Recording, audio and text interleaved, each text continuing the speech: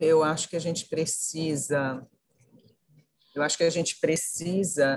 sempre ter em mente essa questão da unidade nacional, né? E também tentar nos enxergar todos juntos. Mas eu acho que para isso a gente precisa fazer um esforço de nos olharmos a partir da área de conservação e restauro, né? Então, que eu sempre coloco, não é só de humanas e não é só ciências e tecnologias, é tudo isso. E se a gente não nos enxerga, se nós não nos enxergarmos assim, as coisas vão ficar cada vez mais difíceis, né?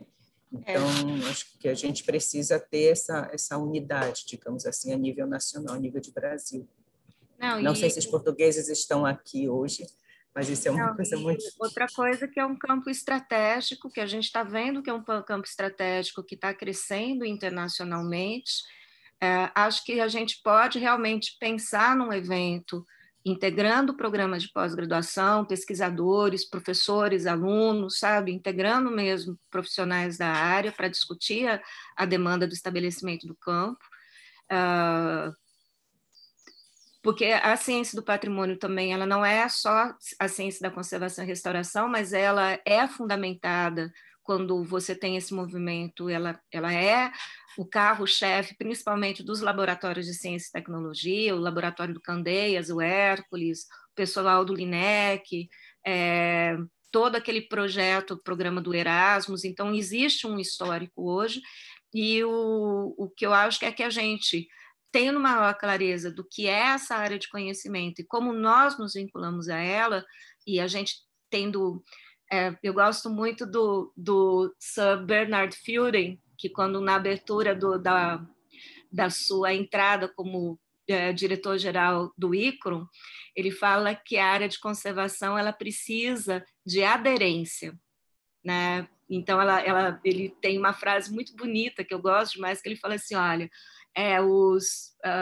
os artistas falam que conservadores não somos nós, os cientistas falam que conservadores não somos nós, os técnicos acham que estão querendo tirar o nosso ganha-pão, né?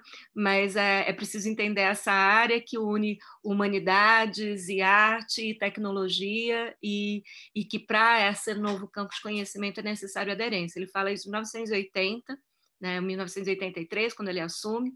Eu uso muito esse texto dele, mas eu acho que a gente precisa construir. E aí ter uma coisa, Thaís, eu acho que a gente não consegue isso a curto prazo, mas a gente pode criar uma estratégia para, a médio prazo, crescer esse movimento no Brasil para o reconhecimento da área e atrelar a graduação e pós-graduação nesse debate. Eu acho que pode ser uma estratégia até interessante, e falar da demanda desse sistema. Silvana, você consegue me dar autorização para compartilhar a tela? Eu não estou conseguindo compartilhar. Agora sim. Agora. Então tá. Não. Vou abrir aqui. Então, eu vou abrir primeiro essa chamada.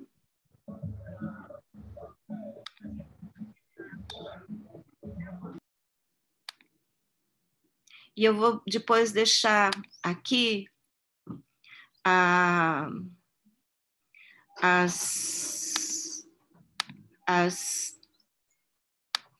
os links para isso daqui, tá? Bom, primeira coisa, foi feita uma chamada sobre Heritage Science and Technology, né? Ciência do Patrimônio e Tecnologia. Então, essa daqui foi uma chamada feita pela Unesco, num evento, com temática do patrimônio astronômico, e aí o uso de tecnologias de satélite para reconhecimento do patrimônio mundial, tanto natural quanto cultural. Então, isso daqui é um trabalho que foi lançado esse ano, né, com esses objetivos, né, sobre estratégias de proteção e promoção do patrimônio científico e tecnológico, né? Então, isso daqui é uma das coisas que foi colocadas. Aí, outra coisa que aconteceu foi esse evento, que foi um webinário, né, de museus etnográficos na África, discutindo ciência do patrimônio, né? Então, houve um webinário nesse ano e no ano passado, e esse grupo aqui, ele no busca pelo Google, né? Isso daqui foi o que eu encontrei sobre o envolvimento da Unesco com o campo da ciência do patrimônio. Uma estratégia que a gente pode fazer é entrar em contato com a Diretoria de Educação e Formação Internacional, que é a que dá as diretrizes mesmos, que são essas diretrizes que vão estabelecer os modelos mesmos de formação ao redor do mundo. Então, há uma tendência de uma padronização, e tentar ver como que a Unesco está pensando isso em termos de educação. Então, é possível mandar, eles são super receptivos, as equipes de lá são muito receptivas, então vale a pena fazer uma consulta de como... Vocês estão vendo essa chamada?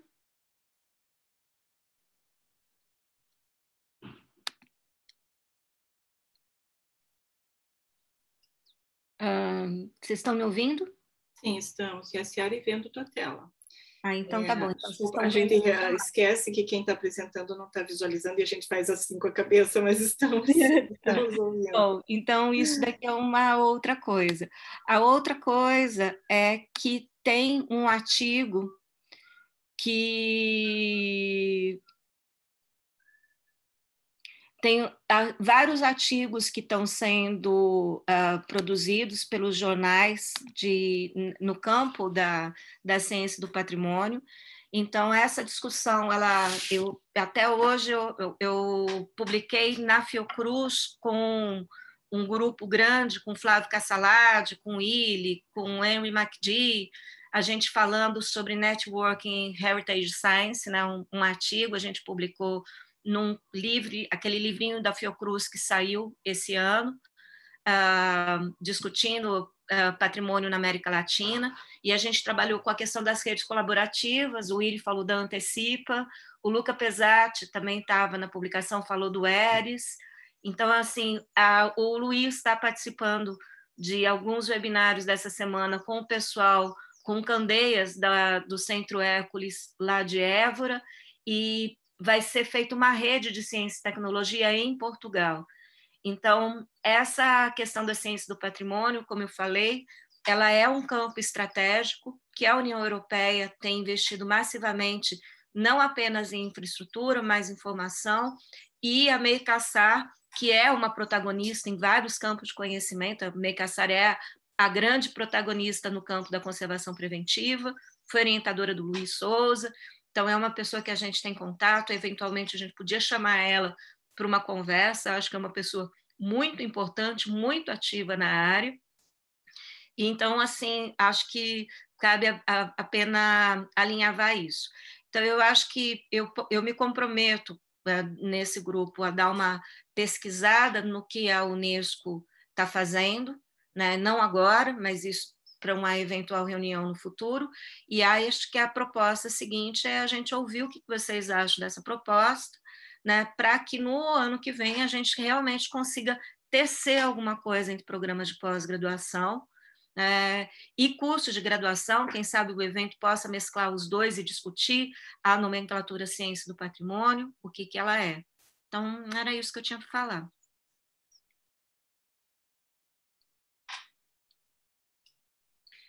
Ok, a senhora, quando você falou do contato com a Unesco, você poderia fazer esses contatos?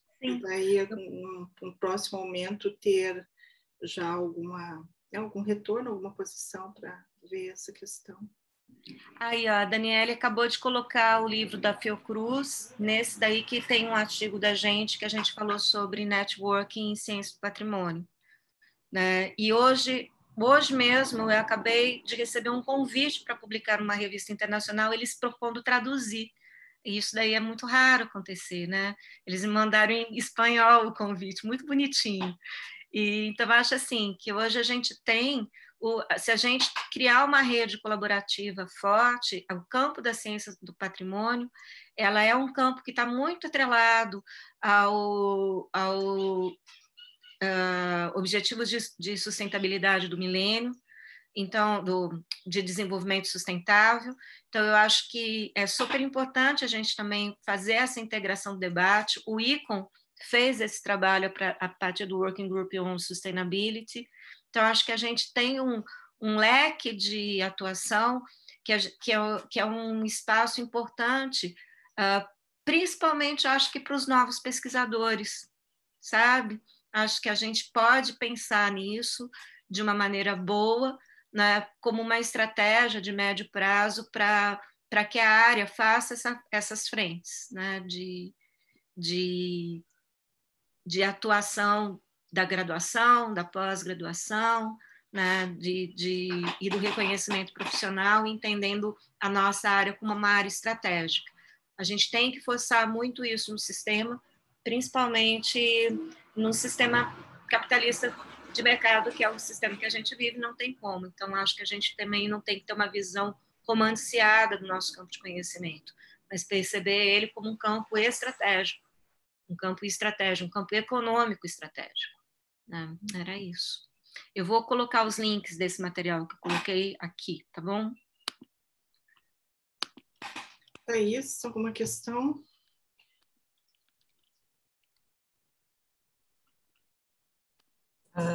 Não necessariamente. Uma questão. É uma coisa que é interessante, que é assim, quando a gente pensa em termos de pós-graduação, nós não temos no Brasil nenhum programa de pós-graduação em conservação e restauro, né? Isso é uma coisa que nós não temos nada específico disso. Então, todas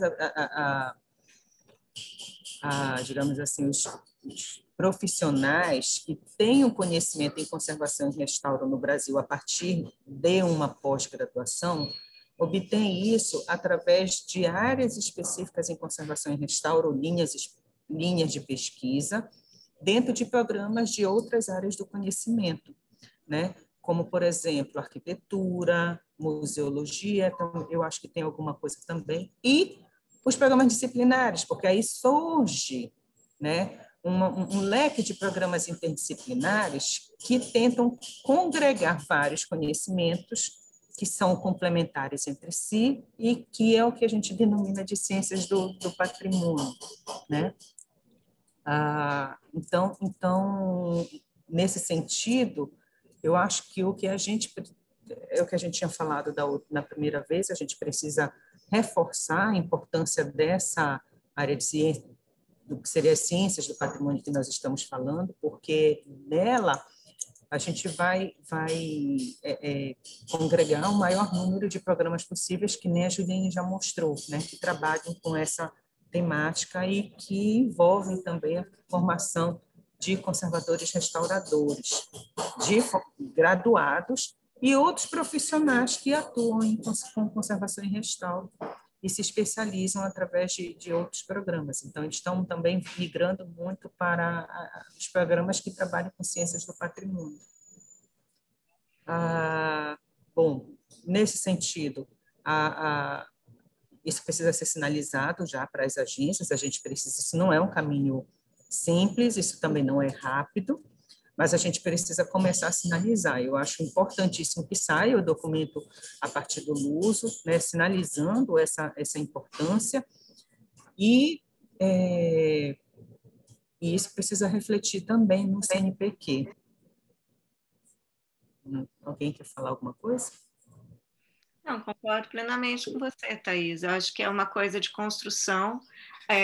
o que eu vejo que a gente tem debatido, a área interdisciplinar, é a área que está sendo mais minada na CAPES, né, com 340 programas, acho, atualmente. Não, eu acho que é um pouquinho mais, eu acho que já. É enorme, é a área mais gigantesca.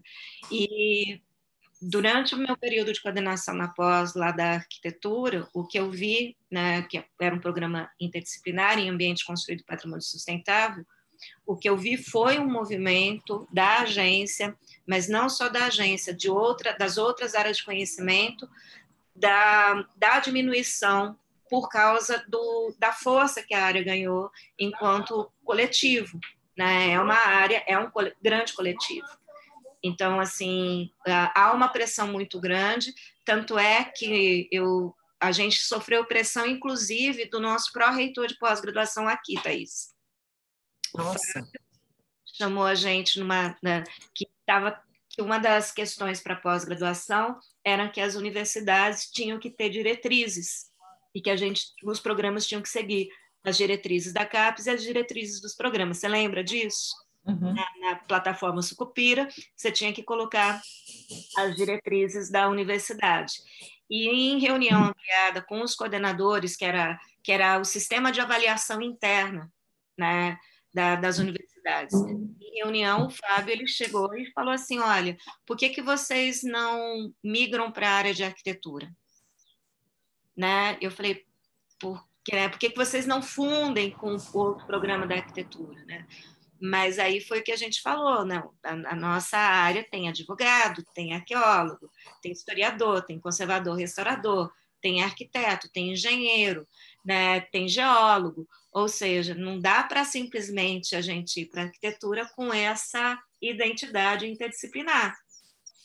Então, houve um movimento da CAPES para as fusões e há um movimento da CAPES para que a área diminua. Então, eu acho que é na área interdisciplinar que a gente conseguiria exatamente encontrar os interlocutores de programas que lidam com patrimônio.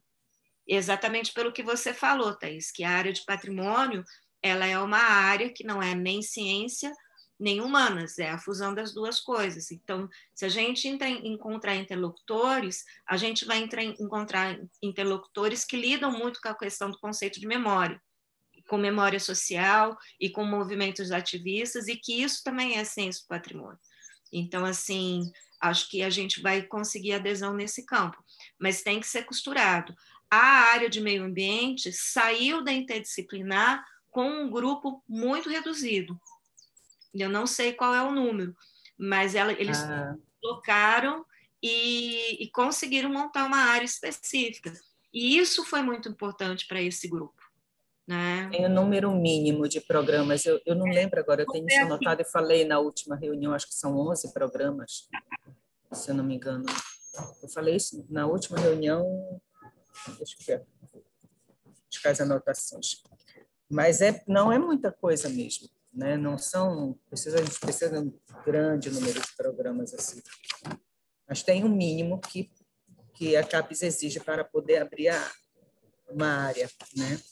Agora, no nosso caso, é interessante porque a gente congrega as áreas disciplinares dos 3 colégios. Né? Nós estamos lá, nos 3 colégios da CAPES, a gente tem pessoal atuando com patrimônio.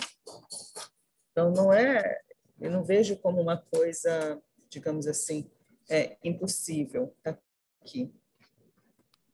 É ciências ambientais, a área.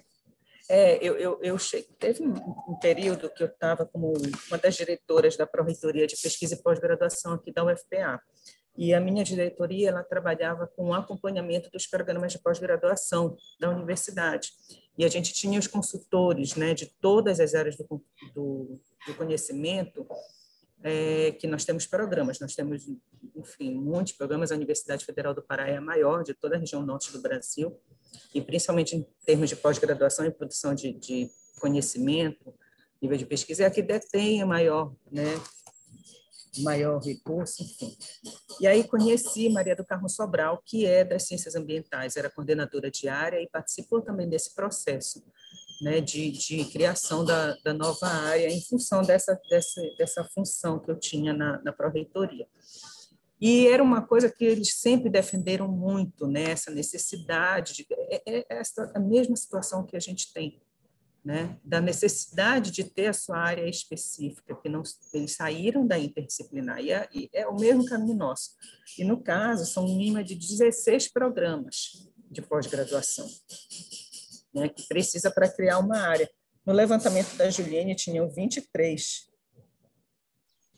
né, programas, sendo que desses 23, 20 são de instituições de ensino superior e 11 desses estão na interdisciplinar. Então, a gente precisaria de mais 5, pelo menos, para a gente poder pensar nisso. E esses 5 teriam que vir das áreas disciplinares. Então, isso talvez seja o nosso maior desafio, né? Fazer com que esses das áreas disciplinares se enxerguem. Eu Disciplinares acho atuando em patrimônio. Começar uma conversa, eu vejo uma aproximação grande com a museologia e com a arqueologia, né?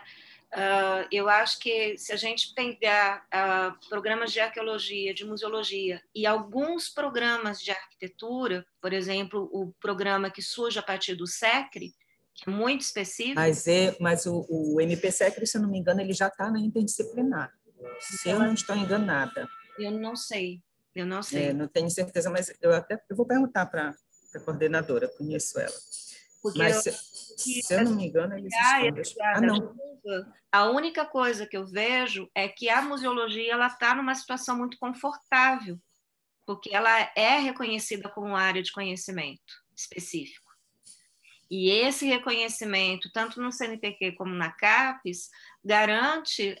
A gente não pode ser ingênuo, né, Thaís? A gente está falando realmente de recurso, de bolsa, de verba para pesquisa, quando a gente fala sobre estabelecimento de uma área de conhecimento. O que a gente tem que conseguir demonstrar é que, unidos, nós somos mais fortes. Mas a gente sabe... Eu sou historiadora, mas eu sei do embaixo da história em relação ao reconhecimento da nossa área na graduação, né? E na pesquisa de pós-graduação. Eu quase fui reprovada no doutorado, Thaís. Eu só não fui reprovada por causa do Pedro Paulo Funari e do Luiz Souza na minha banca. Mas eu tive a Raquel Gleiser na minha banca de doutorado em 2001, falando sobre ciência do patrimônio, e ela quase me matou. Ela falou que eu estava inventando a roda. Então, assim, é sério essa perspectiva. Esse processo não é um processo fácil, é um processo de construção, mas eu acho que a gente tem que encontrar mesmo programas disciplinares e interdisciplinares que tenham interesse no estabelecimento desse campo de conhecimento como um campo estratégico e um campo que lida com o patrimônio. Eu acho que precisa ver essa chamada, sabe? Assim, mas eu acho que o primeiro passo, acho que é esse, é o documento a partir do Luso, sinalizando essa importância. Eu acho que o segundo passo é reunir mesmo os programas. Vocês já fizeram um primeiro momento, né, assim, eu acho que foi em Pelotas, reuniram os programas, né, antes da pandemia.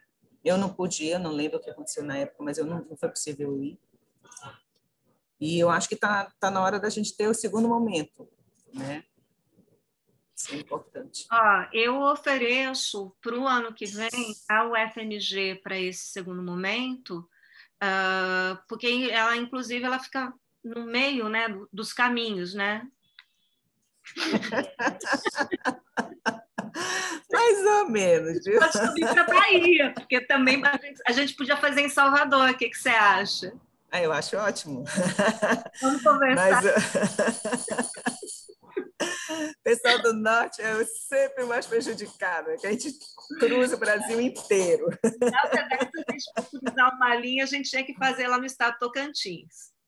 Vamos fazer virtual, gente. Vamos fazer virtual que se resolve.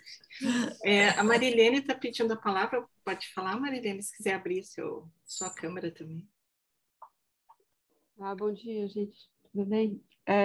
eu estou acompanhando a conversa, acompanhei o encontro passado, mas, por outro lado, também não acompanhei todas as discussões do grupo. Então, talvez me faltem informações, talvez, e por isso a pergunta, assim. Eu estou vendo duas coisas que me parecem distintas e necessárias, que seria fortalecer e constituir, oficializar a área conservação e restauração como área de conhecimento.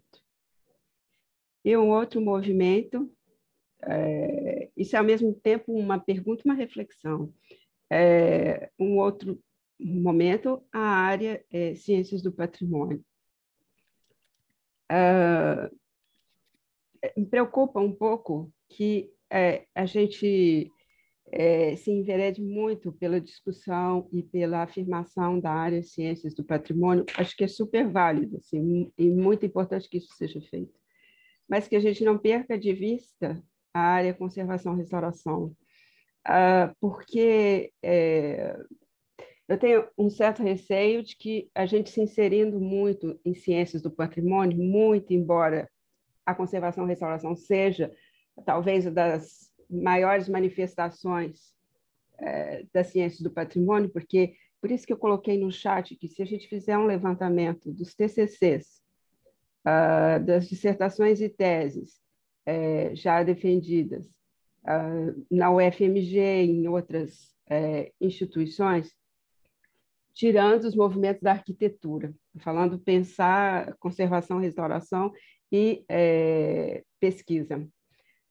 Eu acho que a gente vai conseguir demonstrar o quanto a conservação e restauração é uma expressão clara das ciências do patrimônio, porque, na verdade, a gente toca em tudo, né? Talvez esse seja a nossa grande riqueza e a nossa grande dificuldade, ou, entre aspas, deficiência para as agências. Mas, por outro lado, eu concordo com a Yaciara que a gente está falando de dinheiro, na verdade. E, enquanto a gente não tem uma área como a museologia tem, a gente não tem prioridade. Isso significa que a gente está sempre encaixando os nossos temas, que são não só interdisciplinares, mas transdisciplinares, a gente está sempre encaixando em outras áreas. Ou você tem que encaixar na antropologia, ou encaixa na química, ou encaixa nas artes visuais, ou encaixa na própria museologia, está sempre encaixando, está competindo com os outros. E os outros que falam daquilo que a gente fala, talvez sem a grande propriedade com a qual a gente fala, com a qual a gente tem a competência para refletir e para executar. Então, isso me preocupa muito e queria saber de vocês um pouco como vocês têm pensado isso, porque como vocês vêm discutindo essas questões já há mais tempo, então, ao mesmo tempo, uma dúvida e uma reflexão.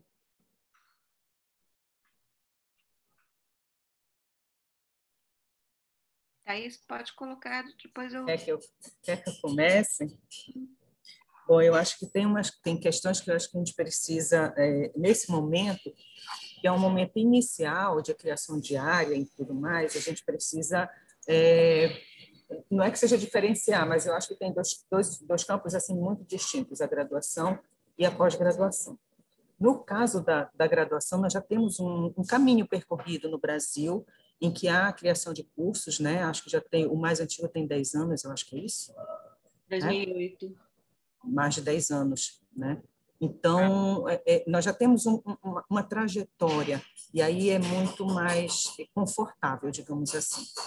No caso da pós-graduação, isso não existe. Nós não temos nenhum, digamos, nenhum programa de pós-graduação que seja de conservação e restauro, como na graduação. Nós não vamos ter isso, nós vamos ter áreas áreas de concentração, né? Eu me formei por que a área de concentração era em conservação e restauro na época, e meu diploma saiu assim.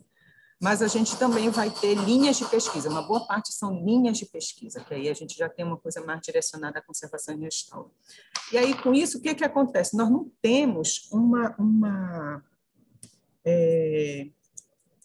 base sólida de pesquisadores que atuam com conservação e restauro em programas específicos. Nós não vamos ter isso. Nós estamos hoje nesse reflexo que é a ausência da área, né?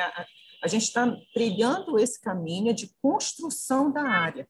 Então, seria maravilhoso que nós pudéssemos, por exemplo, criar um programa de pós-graduação em conservação e restauro. Isso seria ótimo, né? Como a museologia tem cursos de programa de pós-graduação em museologia, mas nós não vamos ter isso, né? E a gente não vai ter aderência suficiente nas regiões de modo a congregar pesquisadores com formação sólida, né? E produção científica também sólida, de modo que esses pesquisadores possam se unir e aprovar um programa de pós-graduação. Então, por exemplo, o nosso, né? A Yaciara acabou de falar do que ela coordenou recentemente na UFMG, que tem vários profissionais, não tem só conservadores e restauradores, ou então não tem a maioria de conservadores e restauradores, né? O nosso é a mesma coisa. Da Federal da Bahia, o MPSECRE, ele é de conservação e restauro de bens imóveis, mas ele é dentro da arquitetura. Aí eu acabei de confirmar com a coordenadora, tá? Ele está na área de arquitetura. E desse programa, a grande maioria dos docentes são arquitetos, então, mesmo assim, não são conservadores e restauradores, mas dentro da área da arquitetura, são arquitetos e restauradores, digamos assim. Mas nós não vamos ter isso em outros cenários, até mesmo o programa do próprio IFAM, que está na interdisciplinar, né, e que é voltado totalmente para patrimônio, ele não é totalmente conservação e restauro, ele é amplo, ele vê o patrimônio na sua maior amplitude. Isso é importante. Então, por isso que o caminho é ciências do patrimônio, porque é o que nós somos hoje. A gente ainda não está nessa outra realidade. Eu acho que isso é uma trajetória, Marilene. Eu acho que, num primeiro momento, a gente só pode batalhar a partir do que nós somos, né? Em termos de Brasil mesmo, de verificar quais são os grupos de pesquisa que estão trabalhando com conservação e restauro. Todos eles estão atrelados às ciências do patrimônio, trabalhando de forma interdisciplinar com com pesquisadores de outras áreas. Então, isso é o que nós somos. Então, a criação dessa área seria uma consequência do que existe. E aí ter a área de conservação e restauro, eu acho que seria o ideal. Eu concordo com você. Eu acho que isso seria possível, mas ela não reflete ainda o que a gente tem no Brasil.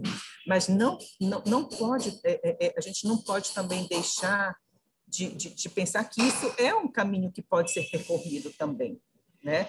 Eu acho que o fortalecimento dos cursos de graduação é importante. Cada curso de graduação precisa estar atrelado a um programa de pós-graduação para que a gente tenha, usando o próprio nome da CAPES, né, esse aperfeiçoamento de pessoal de nível superior, e isso vai sendo uma construção. Aos poucos, isso vai mudando a realidade no Brasil.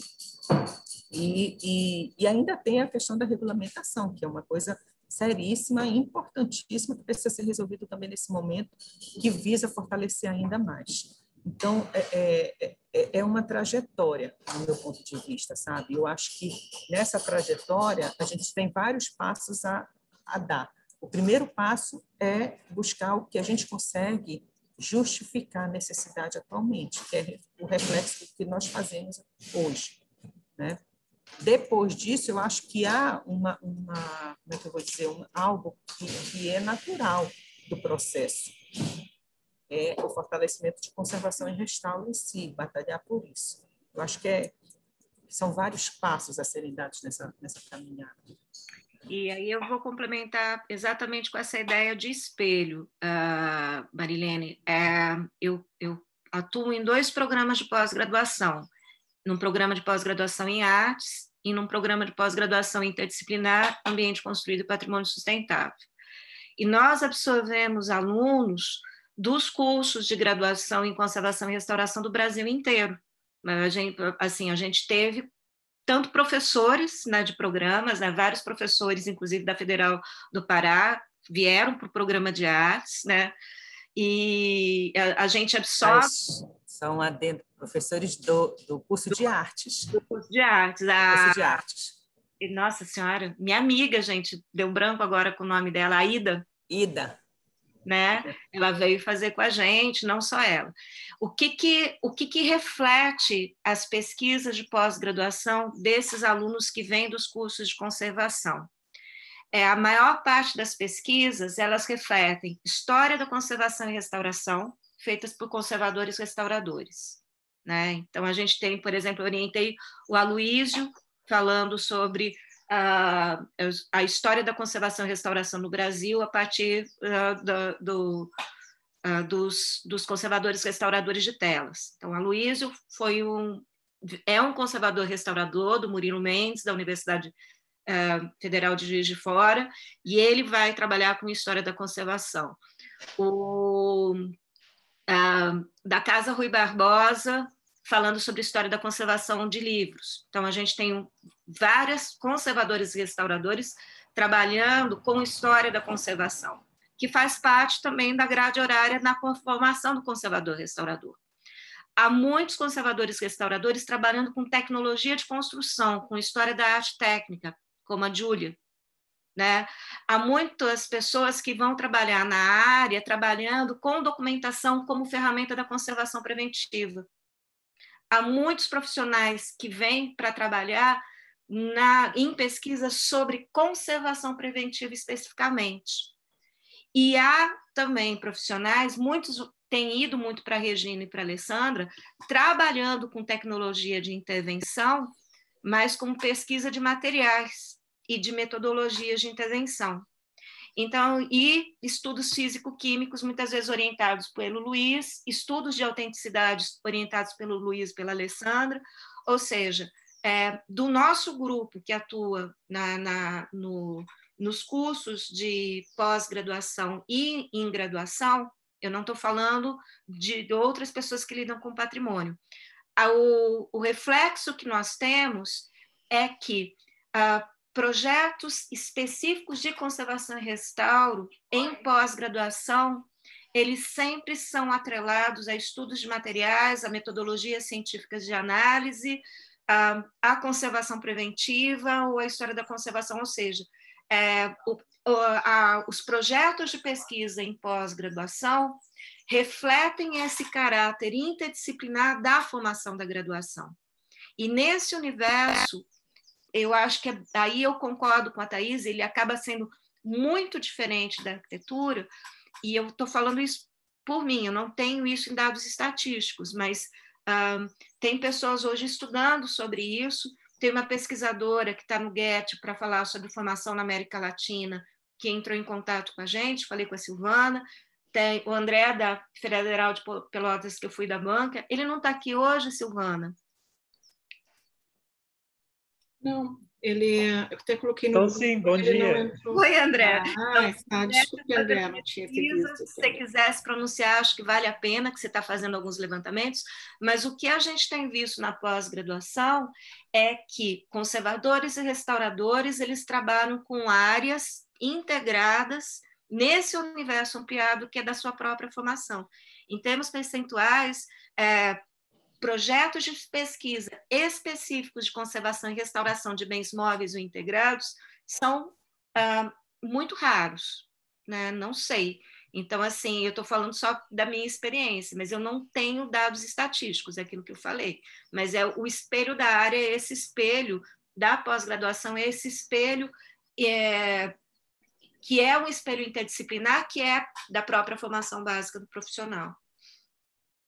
Sim, mas então estamos falando a mesma coisa, porque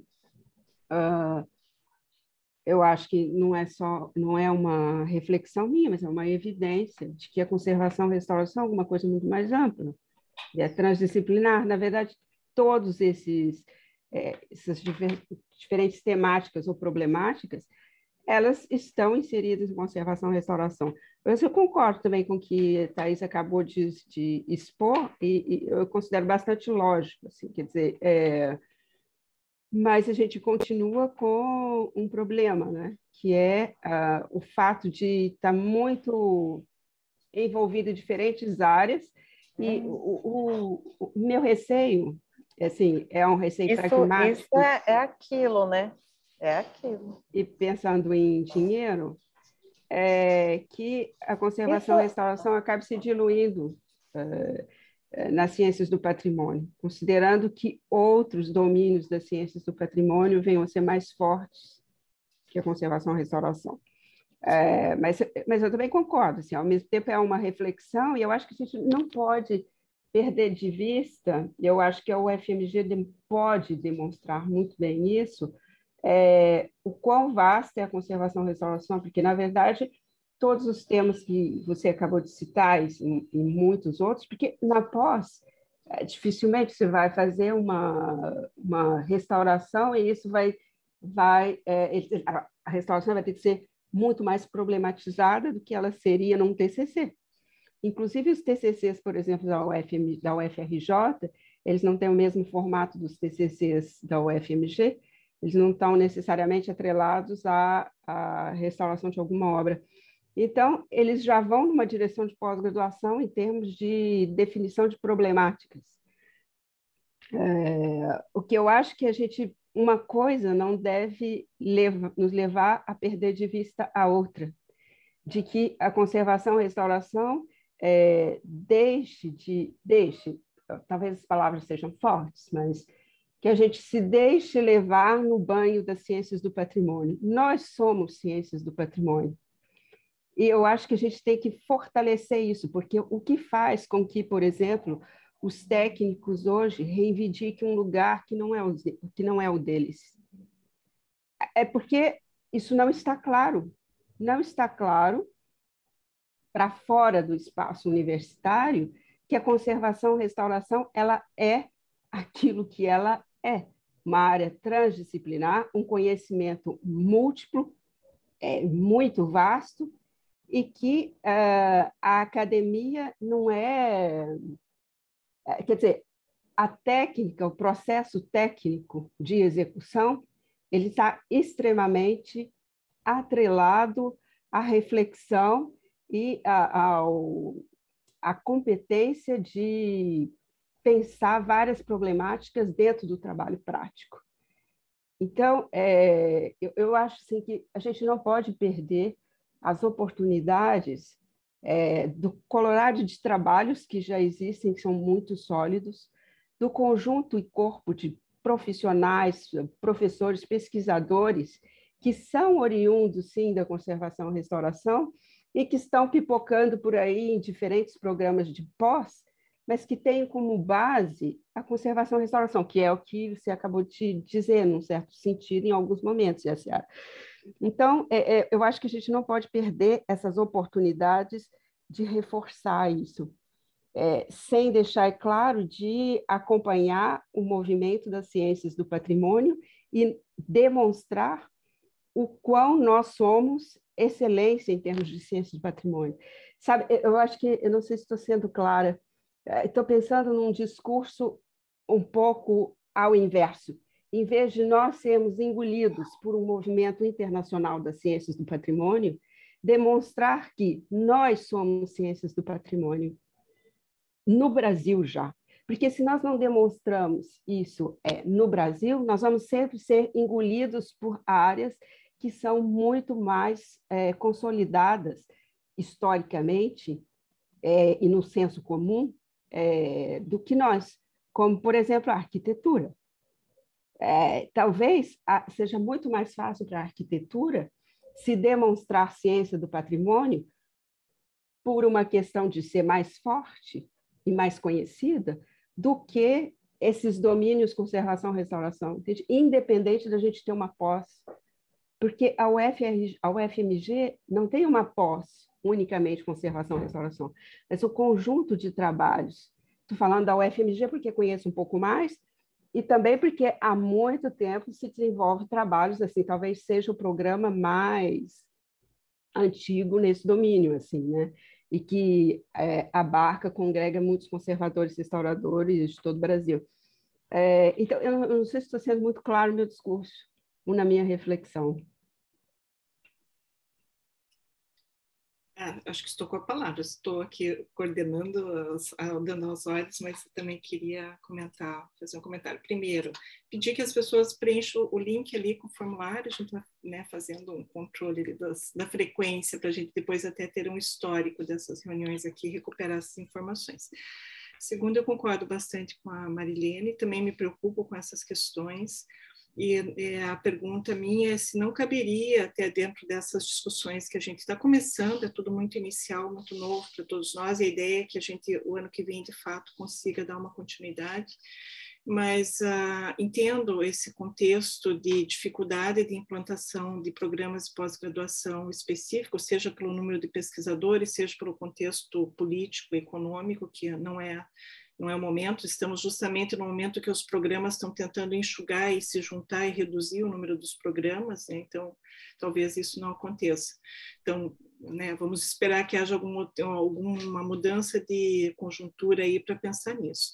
Mas a minha questão é por que nós não poderíamos pensar em linhas de pesquisa dentro desses programas existentes e fortes, e daí talvez vocês estejam dentro dos programas, possam me explicar, porque eu imagino que não seja também tão fácil, mas seriam linhas de pesquisa específicas em conservação e restauração, como vocês têm ali, e essa área da conservação preventiva um pouco mais clara, e vocês talvez sejam o principal centro de produção hoje em dia de pesquisas nessa área, mas assim como vocês, que outros cursos poderiam sensibilizar e discutir e conversar e ver a possibilidade em que pudessem abrir para que, de fato, como área de conhecimento, ela se consolide mesmo que a gente entenda que ela está dentro do campo, vamos chamar de campo de ciência do patrimônio, mas que a área de conservação e restauração tem uma delimitação muito própria e muito característica, e de que forma ela poderia se inserir em linhas de pesquisa, até para começar essa trajetória de fortalecimento e de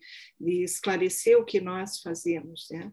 E eu acho que isso também seria muito mais de alguma forma confortável e produtivo para os alunos que nós formamos na graduação, porque estamos todos sempre achando brechas para conseguir desenvolver projetos, né?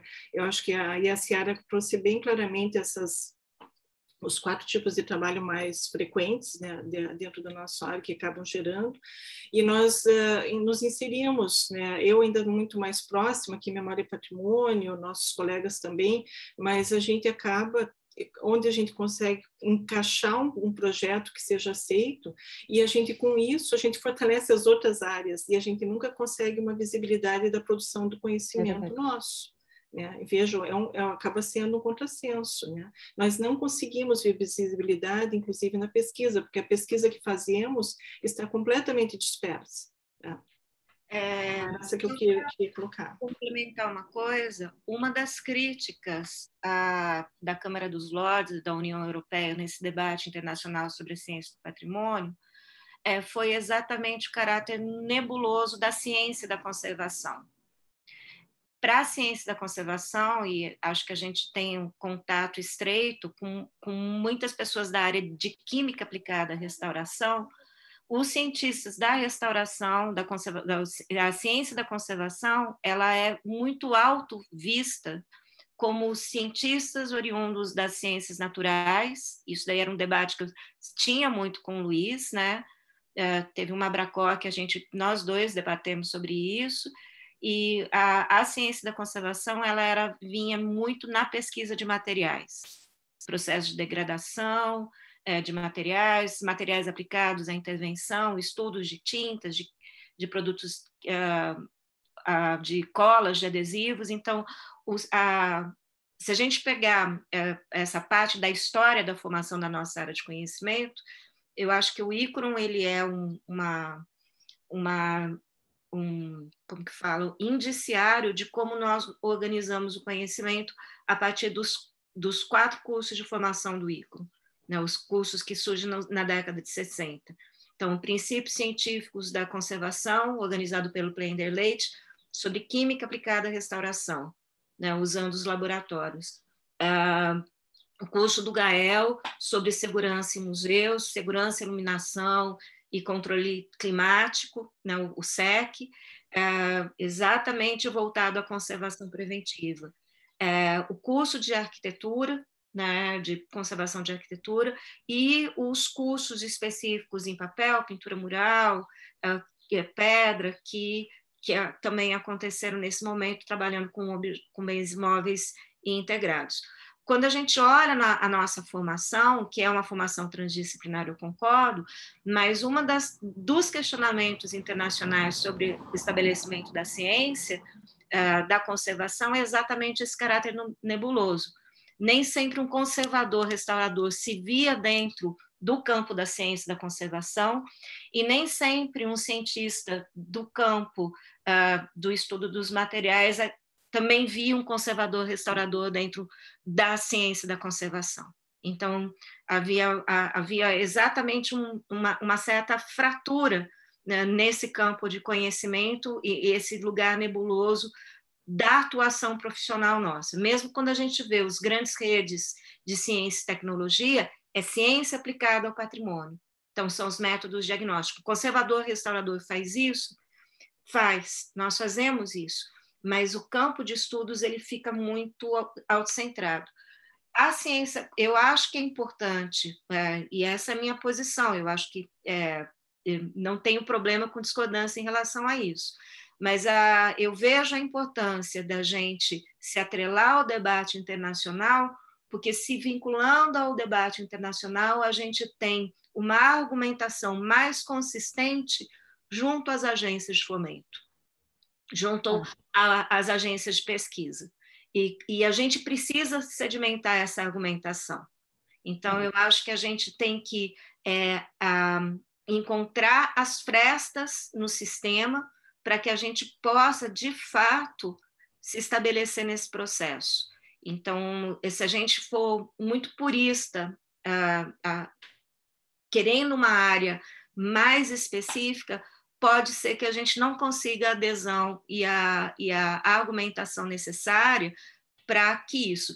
E ciência do patrimônio, ela é exatamente esse campo ampliado do conhecimento, né? Ele não é prerrogativa de historiador, de arquiteto, de conservador restaurador, de museólogo, de arquivista, ele é de arqueólogo, ele é de pessoas que atuam no campo legal, da legislação do patrimônio ou da história da ciência. Então, assim, ele é exatamente esse campo que abraça a trans e a polidisciplinaridade.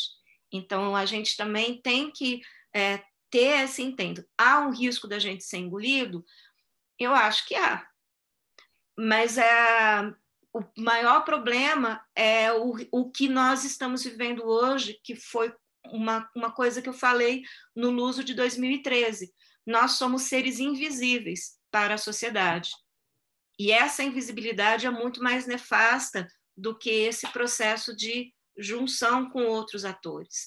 Então, a nossa invisibilidade, hoje, ela está nos trazendo um prejuízo muito mais sério, né? Que é essas leis que estão retirando do serviço público o cargo de profissional de conservação e restauração, a gente não conseguir emplacar nenhum projeto de pesquisa em agências de fomento, a gente sempre ter que cruzar as áreas. Então, o que eu vejo é essa estratégia da gente lidar com a ciência do patrimônio a partir de uma lógica já discutida há mais de 10 anos na comunidade internacional, ela nos dá um estofo e um repertório para estabelecer a luta. Eu tenho muito medo da ideia de inventar roda.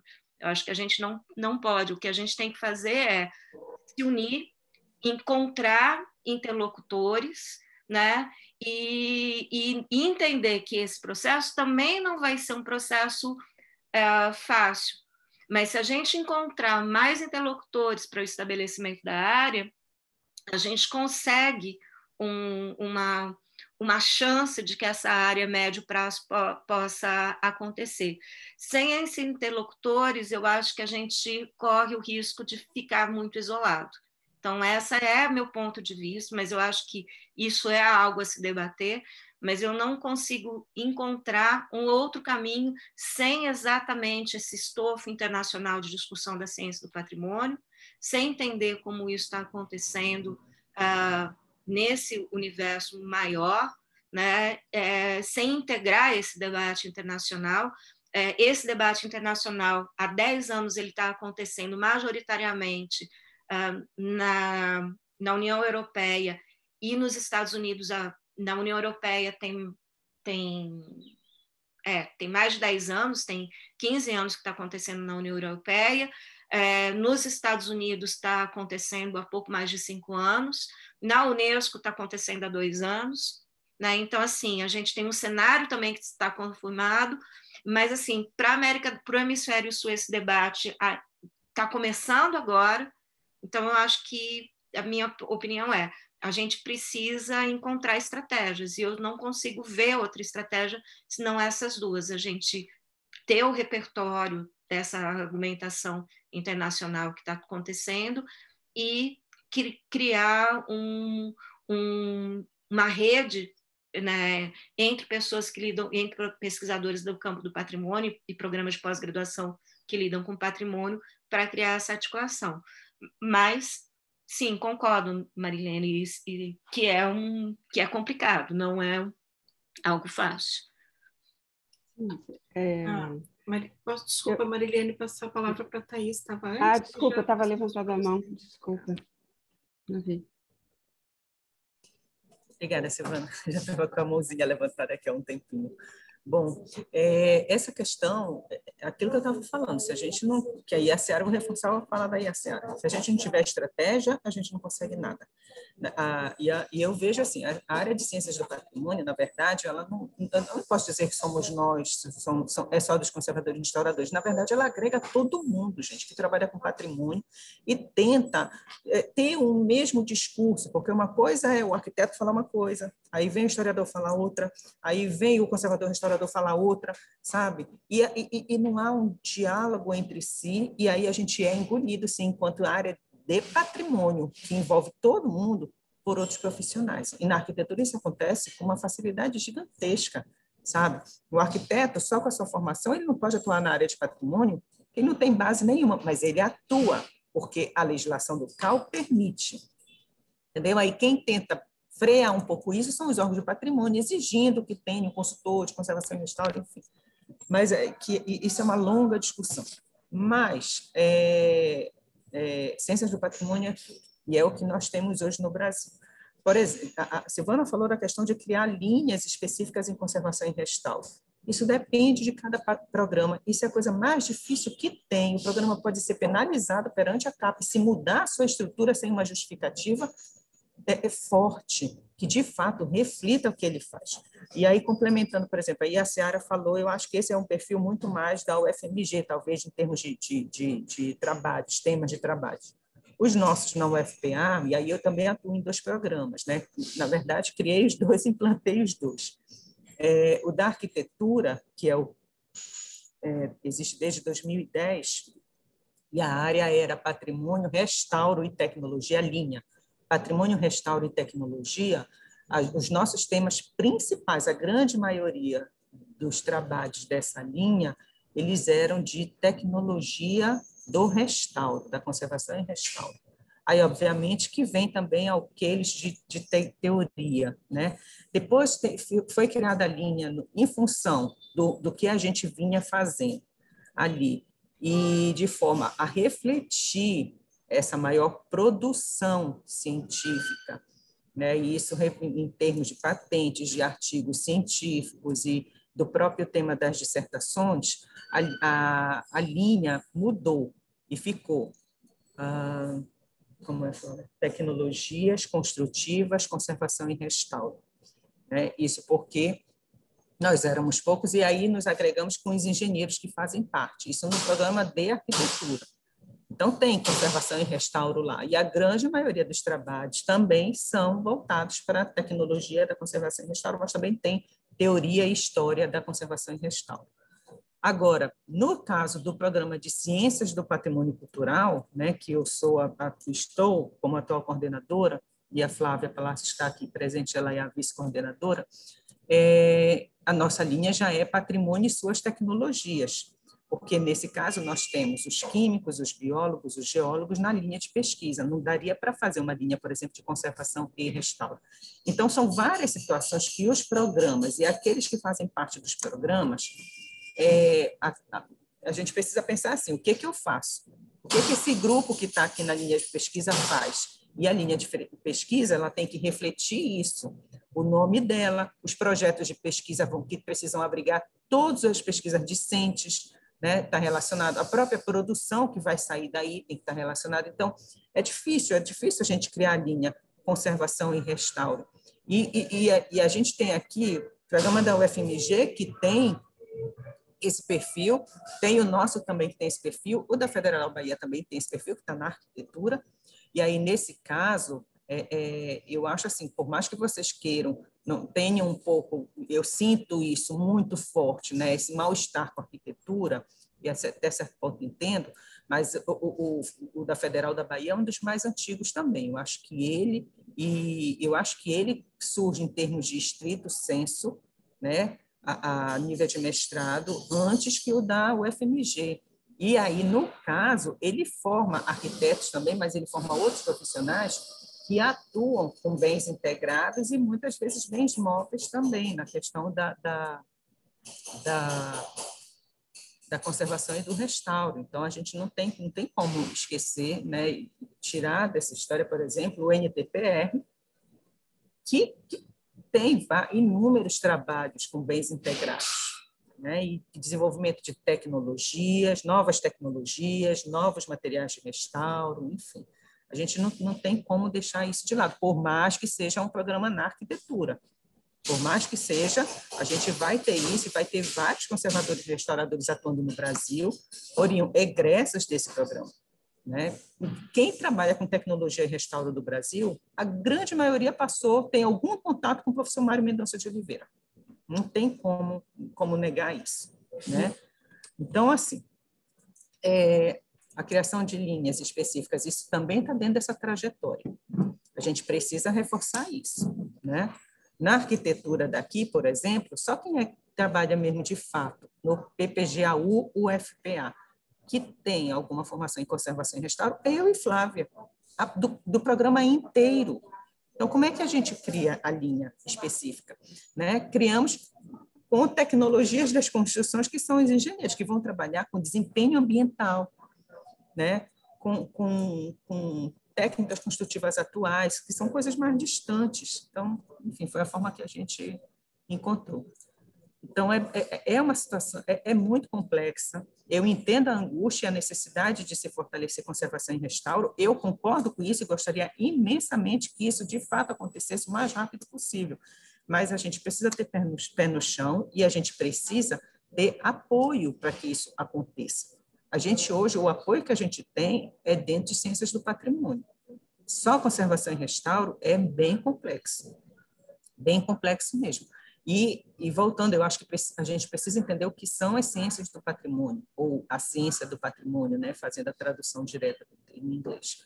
É todo mundo. Nós não somos o cargo-chefe, são todos, né, que trabalham com patrimônio.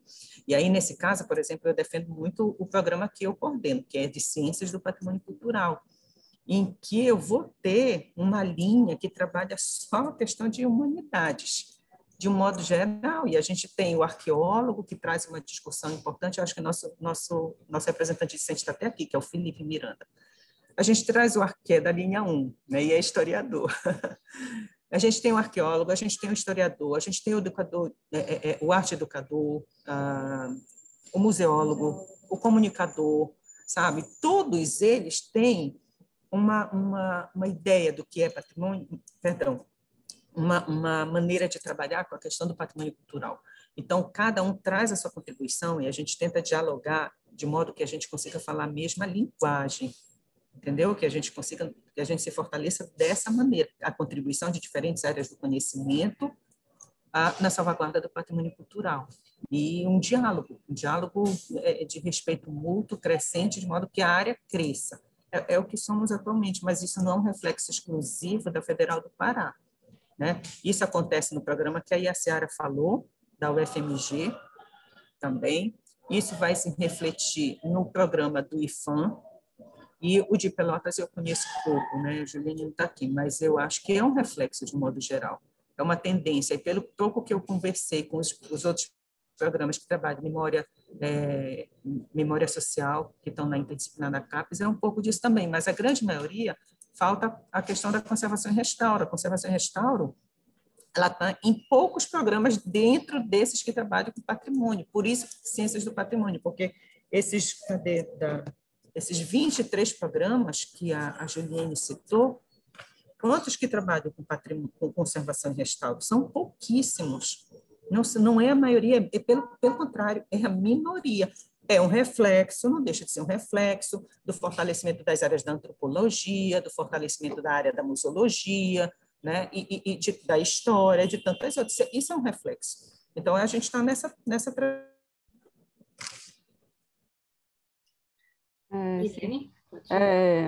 não tem nenhuma divergência com relação à questão das ciências do patrimônio, não. Só acho que a gente que lida diretamente, um pouco mais diretamente em termos de conservação e restauração, acho que a gente não pode perder de vista essa perspectiva das dificuldades específicas da área. Marilene, desculpa, mas em termos de trabalhar diretamente com conservação e restauro, eu acho que todas nós trabalhamos. Não, mas veja bem... E já há um certo tempo. Veja bem, Thais, não tem discordância nenhuma quanto a tudo que você disse. São apenas reflexões, não tem discordância nenhuma. A questão da ciência do patrimônio não tem nada contra. Muito pelo contrário, eu acho que é extremamente necessário que a linha exista e que no Brasil ela seja consolidada. Na Europa, por exemplo, na comunidade europeia, as ciências do patrimônio elas não surgem, obviamente, do nada. É uma questão estratégica também financeira, porque as áreas de ciências, porque as chamadas ciências e tecnologia, elas têm mais verba. Então, é um movimento, quer dizer, a gente não pode dizer que na Europa a reflexão em si sobre ciências do patrimônio não existia antes a formulação. A etiqueta, ela é uma consequência de uma necessidade de afirmação que bate com o que a Ciara está dizendo. É a nossa mesma necessidade no Brasil, é dinheiro. Então, eu não tenho nada contra, são só reflexões e estou concordando com tudo que vocês estão falando. Mas eu me preocupo demais, assim, eu não querendo dizer que os outros não se preocupem. Com a conservação, restauração, estrito senso, assim, em si, porque a gente tem muitos problemas internos, e mesmo em termos de pós-graduação. Então, eu acho que é uma coisa que é importante andar junto com a outra. Não tem nada contra o que está sendo dito, muito pelo contrário. Acho que as ciências do patrimônio, elas não devem ser no Brasil só um rótulo, elas já existem. É uma questão de conseguir juntar os grupos e construir o discurso que convence as agências de pesquisa. Eu acho que é isso. Não vejo, eu acho que a dificuldade ela é muito mais política do que conceitual. Porque, em termos conceituais, me parece que é extremamente claro, pelo número de trabalhos, pela qualidade dos trabalhos, das pesquisas que já se desenvolve, isso tudo me parece muito claro. É um caminho, acho que mesmo como você disse, Thaís, que é um caminho evidente, assim, um caminho evidente. Agora, quando eu comentei sobre conservação e restauração, não estou querendo dizer que a gente vá ter a ilusão e a inocência de colocar a conservação e restauração como o máximo de tudo. Não, é uma reflexão, é um exemplo de que a conservação e restauração é um exemplo claro do quanto nós somos ciências do patrimônio, não desconsiderando outros domínios. E isso implica em que a gente não se perca no meio do discurso das ciências do patrimônio, porque é o que, via de regra, acontece conosco. Nós nos perdemos no discurso da museologia, nos perdemos no discurso da história, porque são áreas que são mais sólidas. Então, se nós não pensarmos nisso, não estou querendo dizer que vocês não pensem, estou só refletindo. Então, se nós não pensarmos nisso, ninguém vai pensar. Então, eu acho que uma coisa anda junto com a outra. Pessoal. Eu entendo, Maria. Eu entendo o desconforto, né? E não é um desconforto só teu. Eu também queria muito que a gente pudesse partir para a questão da conservação e gestão. Muito. A criação do próprio Programa de Ciências do Patrimônio Cultural, ele é um reflexo da necessidade de ampliar o discurso do patrimônio e de dialogar mais com as outras áreas que estavam engolindo o patrimônio, a questão patrimonial, entendeu? Da salvaguarda. Então, eu entendo o desconforto, mas a gente precisa de estratégias. A gente não tem tanto... A própria criação do programa, não é um programa de pós-graduação em conservação e restauro. Não tem como ser, porque em conservação e restauro é eu, Rose, Flávia, a Ida também atua com conservação e restauro. A Ida também está no nosso programa. Eu acho que são, né? São nós. Os demais não, mas eles têm uma contribuição fundamental, sabe, até para complementar esses projetos.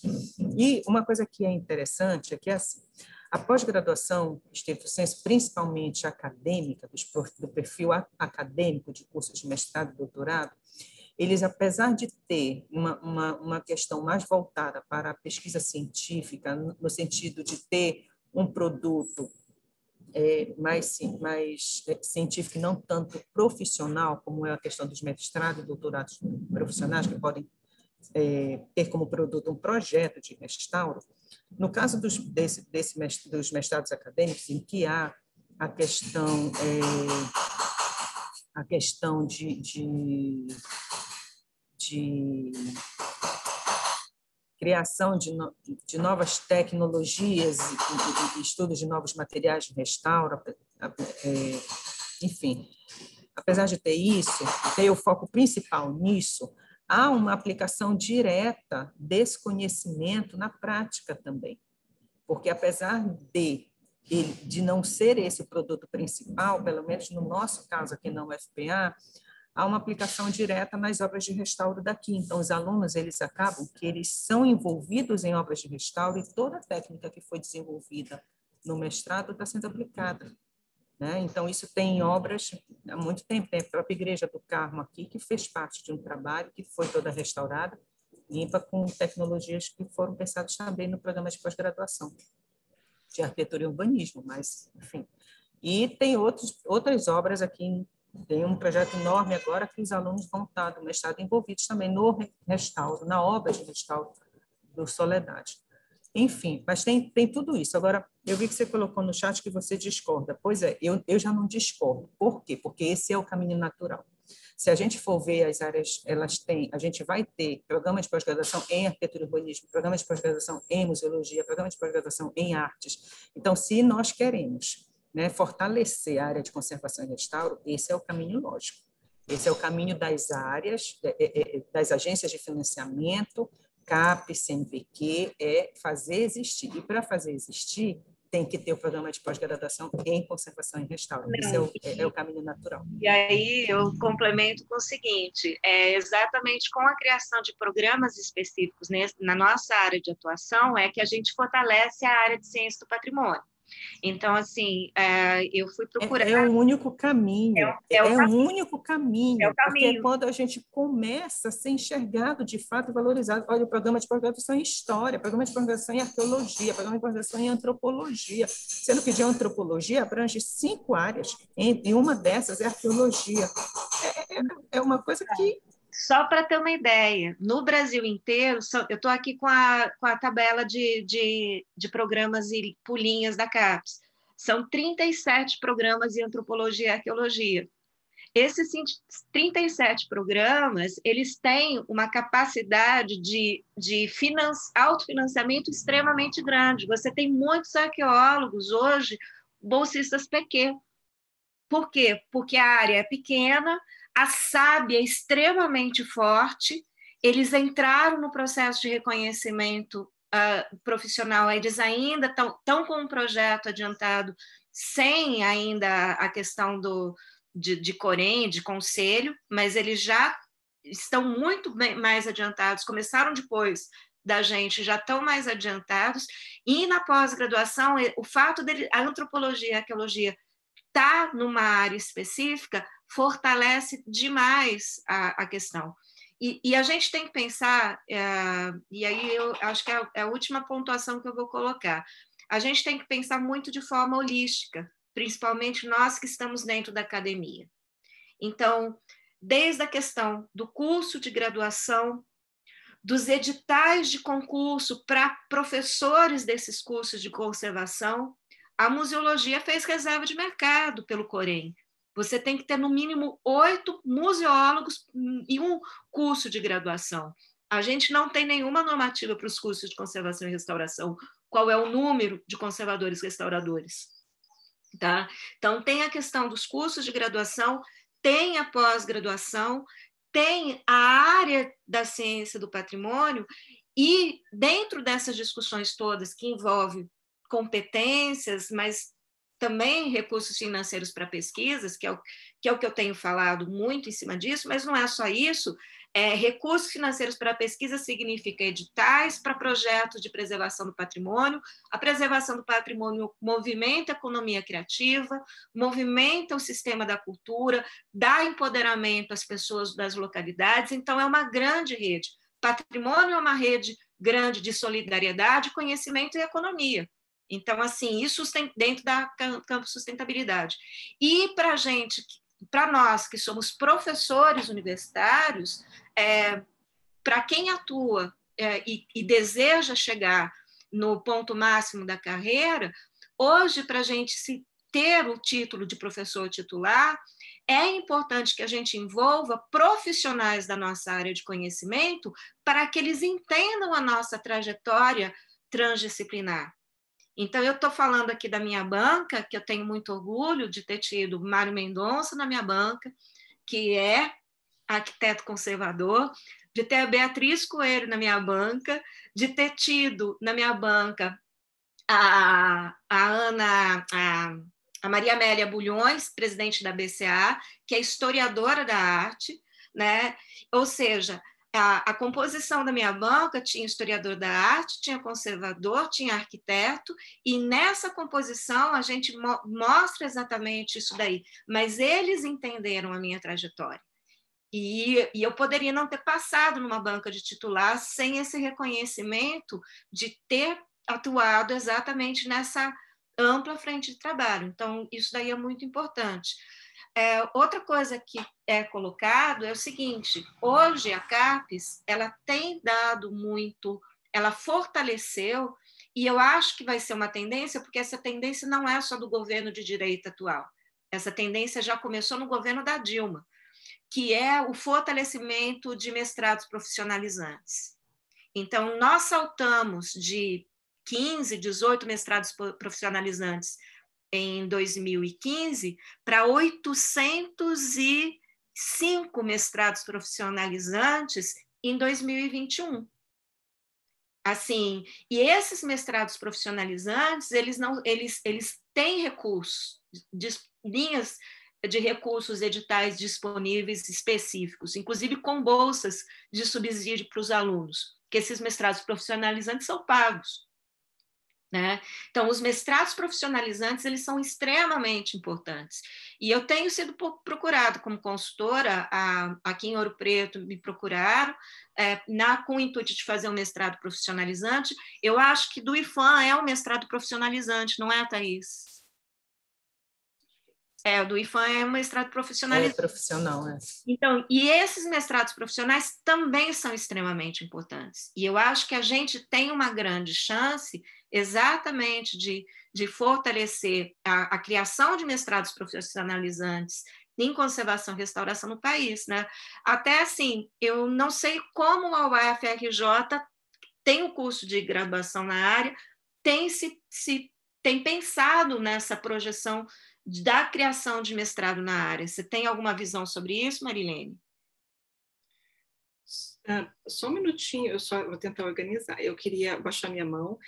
A minha pergunta era justamente essa: qual é o papel que esses mestrados profissionalizantes têm nesse quadro, nesse panorama que nós estamos falando, e que me parece um caminho interessante até pensar como é que a gente pode encaminhar isso aí. Até como uma forma que talvez com os nossos mestrados e doutorados tradicionais a gente não consiga, que é de complementação de uma formação, que a graduação acaba sendo bastante generalista, tem que ser, né? Mas que conseguisse um direcionamento para que uma pessoa que entrasse nesse mestrado profissionalizante consolidasse uma série de conhecimentos e de alguma forma se especializasse. Então é uma questão que já está um pouquinho na pauta ali. E daí eu tinha o André na fila, Marilene, será que você guarda a tua pergunta e daí eu passo a palavra para o André e daí você já complementa. Tem pergunta, não? Foi a Célia que me perguntou? Eu respondo depois. Tá, daí a gente volta daí para você responder da UFRJ. Pode falar, André. Bem rapidinho. Eu escrevi um artigo junto com a Raquel, que foi publicado no Conservar Patrimônio, que fez um levantamento de uma série de programas onde vários trabalhos que envolviam a conservação, eles se inseriram, justamente por não ter um programa de pós-graduação em conservação e restauração. E algumas áreas dessa, então, vai ter trabalho na física, na geociência, na ciência da informação. Então, esses trabalhos, eles estão dispersos. Eu defendo também que é necessário existir um programa de conservação e restauração, até porque, atrelado ao que os teóricos e os estudiosos da transdisciplinaridade vêm dizendo, que é fazer coexistir tanto a especialidade como participar de um contexto geral, como é o caso da ciência do patrimônio. Não dá para não dá para escolher uma ou escolher outra, mas sim coexistir, até porque participando da ciência do patrimônio, a área ela ganha maior, ela aparece porque ela faz parte de um conjunto. Mas é nesse sentido mesmo, de pensar de coexistir, assim. A questão, mas não ter o programa de pós-graduação pode estreitar os horizontes. Eu não acredito que vai estreitar justamente porque as linhas, elas estão aí nesses programas de pós-graduação, os sujeitos estão em locais diferentes do Brasil, às vezes não tem recursos para estar indo num outro programa no norte ou no sul e vão procurar os programas que estão ao redor de si, e aí vão perceber que na física e na química tem uma linha onde que eles possam se inserir, e eu não acredito que vai se estreitar mais. Eu acredito que é importante ter essa especialidade também, ao mesmo tempo em que tem o geral, e compreender que o sujeito ele transita, não importa se tem um programa específico ou não, mas essa é a minha contribuição. Espero que tenha contribuído de alguma forma.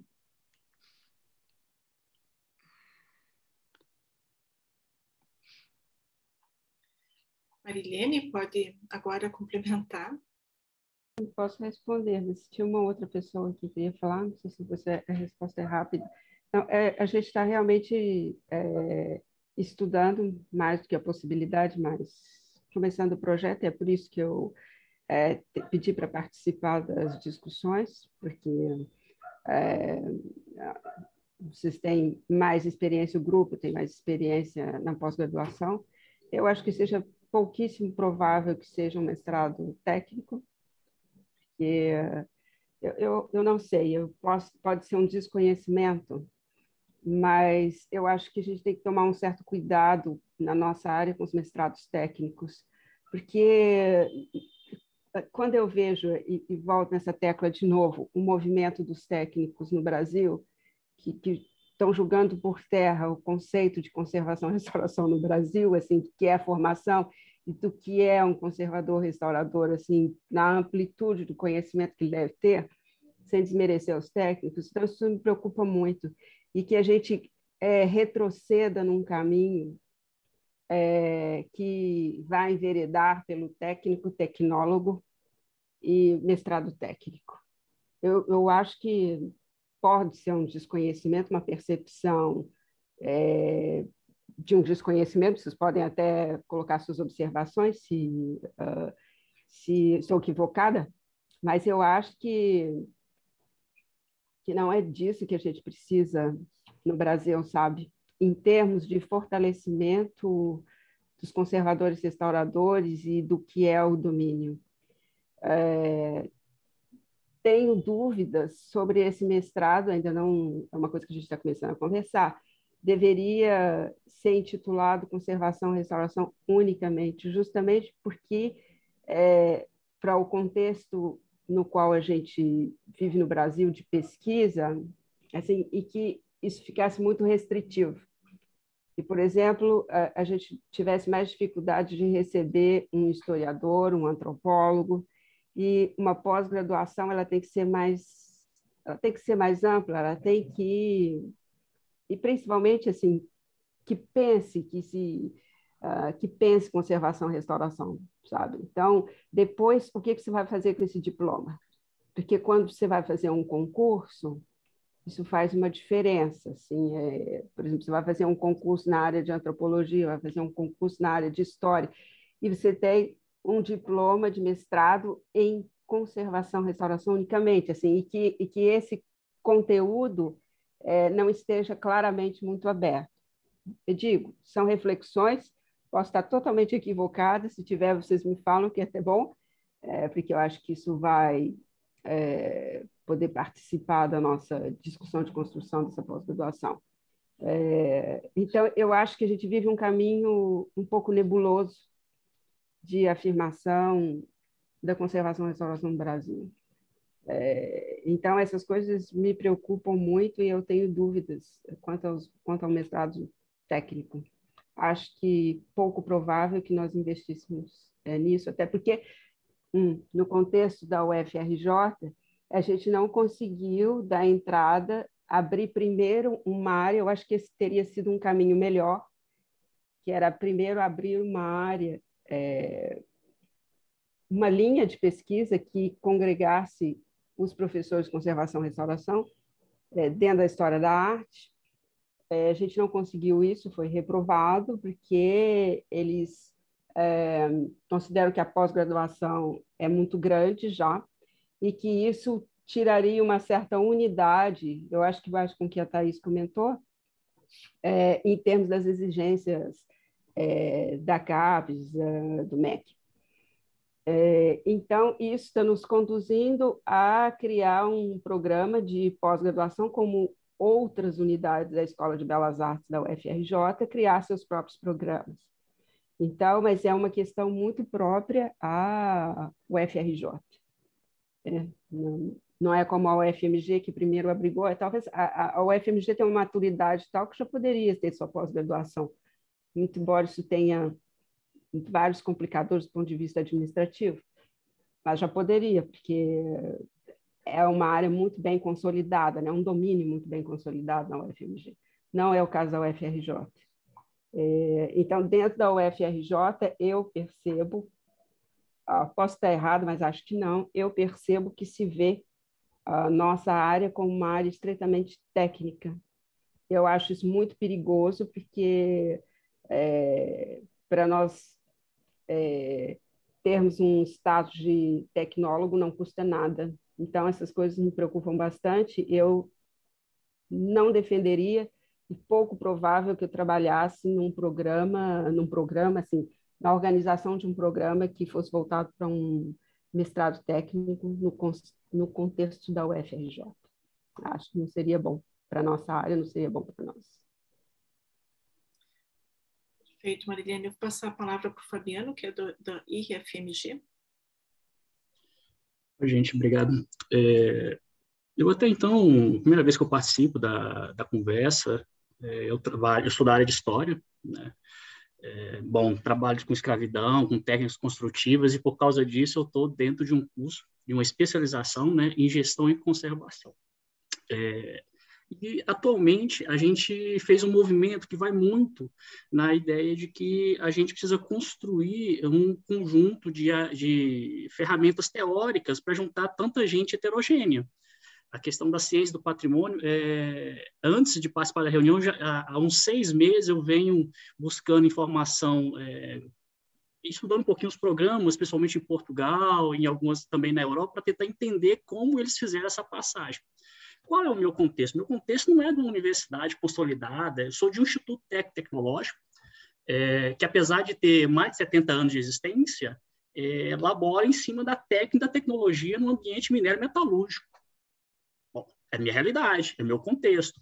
Então, toda a minha discussão, eu vou trabalhar sempre com corpo docente heterogêneo. Nós fundimos uma área, juntamos, nós temos arquiteto, nós temos engenheiro civil, nós temos historiador, nós temos filósofo, nós temos antropólogo, nós temos geólogo. Então, é em cima desse material que discute a tecnologia que nós estamos buscando entrar, contribuir em um ambiente minério metalúrgico. E aí, como junta essa gente? Aí nós estamos discutindo a questão conceitual. O que vai nos unir? E me parece que a ciência do patrimônio tem sido a ferramenta possível para ter um diálogo. Então, eu acho que, assim, eu entendo o movimento necessário de firmação profissional, porque é preciso garantir recursos, é preciso garantir mercado, esse profissional precisa ter saída. Então, o que a Marilene fala da questão do sair do profissional, dar a ele empregabilidade, dar a ele visibilidade profissional, é importante. Mas, por outro lado, a gente vive num país de capitalismo tardio, gente. O profissional técnico aqui é subvalorizado em qualquer área. Ou vocês acham que o profissional técnico ganha como na Alemanha, como em Portugal? Não ganha em nenhuma área. Ele é um profissional, muitas das vezes, descartável no mercado. Então, a gente forma um técnico. Eu falo de uma instituição que forma um técnico do ensino médio, na graduação e provavelmente no mestrado, porque nós estamos discutindo o mestrado profissionalizante. Então, nós vivemos em um país em que o profissional técnico ele tem uma dificuldade. Às vezes, a própria resistência da universidade discutir o mestrado profissional é muito da resistência da universidade discutir a interface acadêmica e profissional dos seus programas. Porque essa coisa do mestrado profissional vem desde 2008, vem antes da Dilma. Desde 2008, a legislação que permite a criação desses programas. As engenharias, muitas têm criado esses programas como forma de saída tecnológica, mas a gente tem esse movimento necessário, que é fruto de uma necessidade institucional. Porque, convenhamos, nós temos um perfil heterogêneo que a gente precisa dar saída. Qual foi a saída nossa? Tentar construir, a partir dessa especialização, um programa de mestrado profissional, porque nós somos uma instituição tecnológica. Então, está dentro do meu escopo institucional discutir isso. E eu tenho que dar saída para isso. Então, a gente precisa perceber, gente, nós temos uma rede de instituições tecnológicas formada pelo MEC que não é pequena. Não é pequena. Não é só a universidade que existe. Se você pegar em termos de profissionais, em termos de produção tecnológica, é um volume enorme nos últimos 10, 15 anos. Então, nós precisamos reforçar a discussão do profissional, conservação. Precisamos também incorporar outros jogadores, outros atores. E esses outros atores, eles precisam de ferramentas para se sentir em diálogo com o campo. Me parece que a ideia de ciência do patrimônio é uma estratégia para ter um lugar comum de debate, de construção. Me parece que ainda tem um longo caminho para construir algum objeto teórico mais sólido aí. Nós não temos uma caixinha de ferramenta, um manual. É para se construir. Claro, aí vai haver um embate disciplinar. Natural. Me parece que quando a Marilene fala da preocupação, é que quando isso se junta, vai ter um embate disciplinar e a gente não tem como saber qual vai ser o resultado disso. Ninguém tem bola de cristal para saber qual vai ser quem ganha, quem perde, quem se fortalece. O exemplo da arqueologia é um exemplo importante, porque é uma área que se fortalece quando se junta em um campo maior.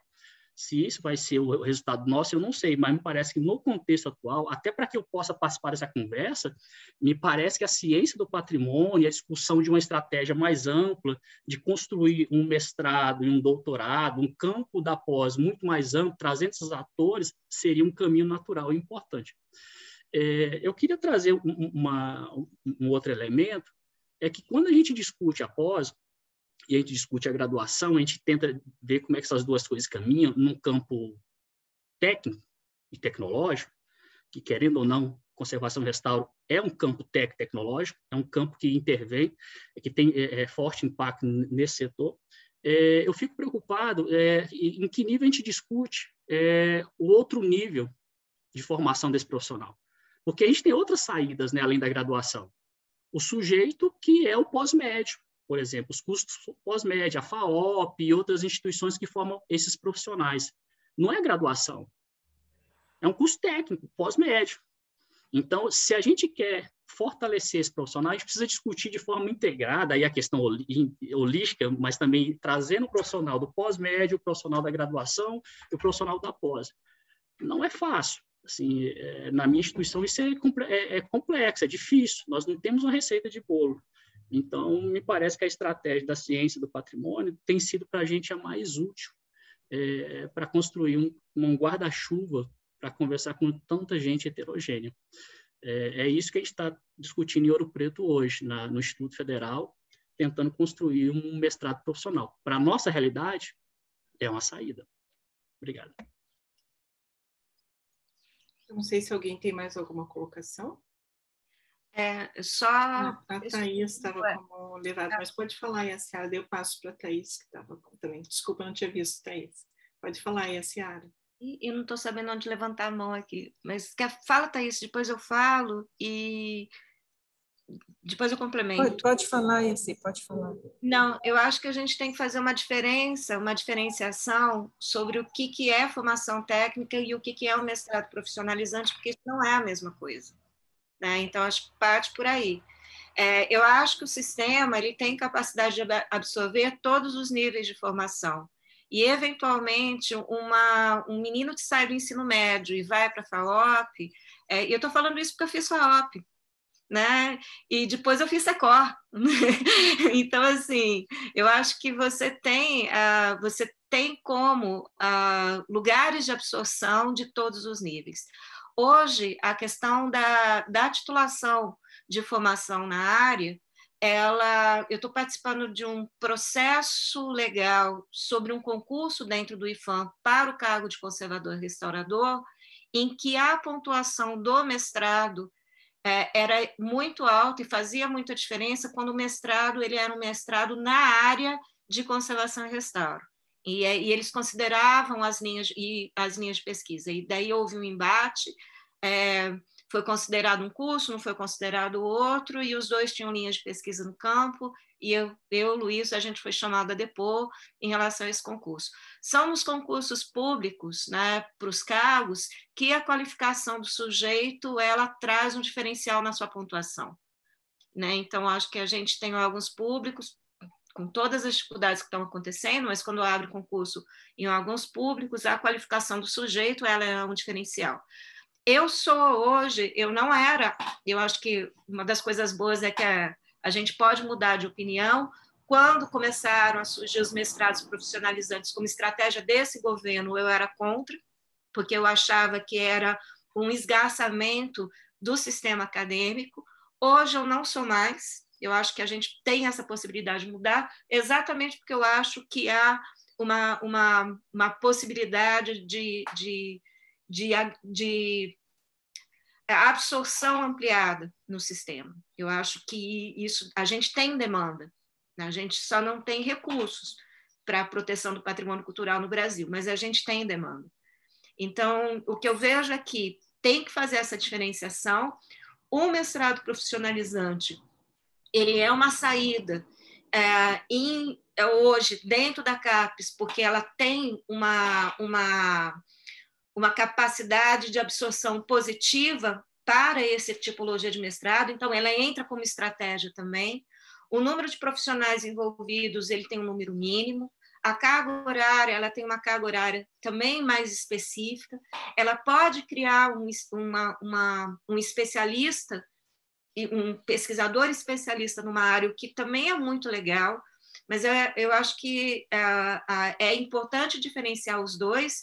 E o mestrado profissionalizante, ele é um mestrado hoje, Silvana, você estava querendo entender um pouco disso, ele é um espaço extremamente estratégico dentro da CAPES. Então, eu acho que se a gente estiver falando de estratégia, programas novos hoje, há uma tendência maior, e isso não é por causa desse governo, isso daí é uma tendência desde 2014, a tendência maior da CAPES é a aprovação dessa tipologia de mestrado, inclusive porque eu acredito que, ao longo prazo, a gente vai ter um alinhamento, exatamente porque, pelo que foi falado das graduações da Unesco, haverá um alinhamento à Convenção de Bolonha sobre a formação, a qualificação. Então, eu acho que há uma tendência, porque há um sistema global de educação que vai tentar uma padronização exatamente pelos reconhecimentos de diplomas e por esse processo de migração de profissionais entre países, né? Então, se a gente está pensando na globalização nesse sentido ampliado, eu estou falando isso como uma visão de longuíssimo prazo, mas eu acho que há uma tendência do Brasil, num futuro, absorver essa questão da formação e do mestrado ele ser uma continuação da graduação. Eu não sei se eu estou viajando na maionese, mas eu vejo isso. E o mestrado profissionalizante hoje é uma estratégia para a área. Agora, eu queria fazer uma proposta. Eu acho que a gente tem condição de debater isso melhor nesse evento que a gente está propondo para o ano que vem, com as múltiplas visões.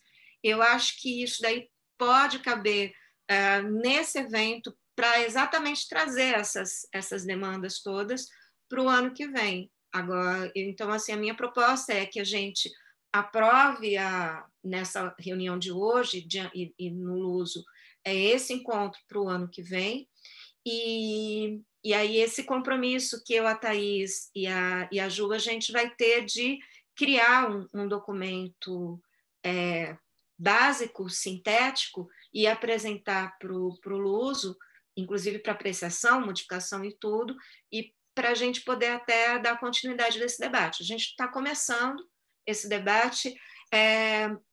Fabiano, eu não sei se você assistiu, está gravado a apresentação da gente no YouTube, não está, Silvana? Não está no YouTube, que eu não consegui colocar, mas eu mandei para todos que estavam naquela primeira reunião, né, o link. E, Fabiana, se puder deixar teu e-mail ali, eu te encaminho. Porque a gente a gravação discutiu um pouco dessas questões. Era só isso que eu tinha para falar. Antes de passar para a Thaís, eu acho que a gente já tem que ir encaminhando para o encerramento, e a Ciara deu a deixa. A função, o objetivo dessas reuniões era de estabelecer um diálogo inicial, reunir as pessoas, né, e acho que nós alcançamos nosso objetivo, e isso vai ter agora, durante o Luso, digamos, uma oficialização, uma formalização dessa proposta, e é exatamente isso. Nós temos que, o ano que vem, nos comprometermos como grupo, né, a dar uma continuidade, né? Acho que se conseguimos isso, já cumprimos muito bem aqui a proposta dos GDTs. Tá? Então, já até para meio que encerrando, vou passar para a Thaís, se você quiser complementar alguma coisa. Bom, era essa questão da diferença, né, em termos de mestrado acadêmico e mestrado profissional. Não é a mesma coisa como se reflete na questão da graduação, nível bacharel, a questão dos cursos técnicos, outra situação. E como aí a Ciara falou, só complementando, a gente teve recentemente aprovado o perfil de doutorado profissional, né? E que isso está sendo muito valorizado agora no Brasil também, esse tipo de perfil.